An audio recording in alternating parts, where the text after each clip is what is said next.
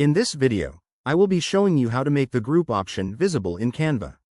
Let's get started. To begin, I start on the Canva homepage and click on the Create a Design button located at the top left corner of the screen.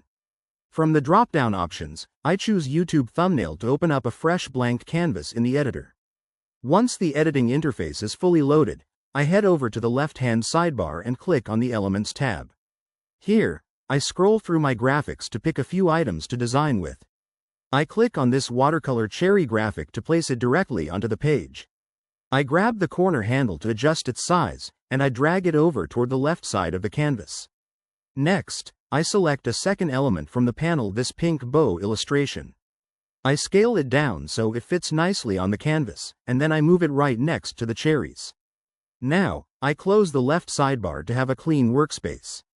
To make the group option visible, you need to have multiple objects selected together.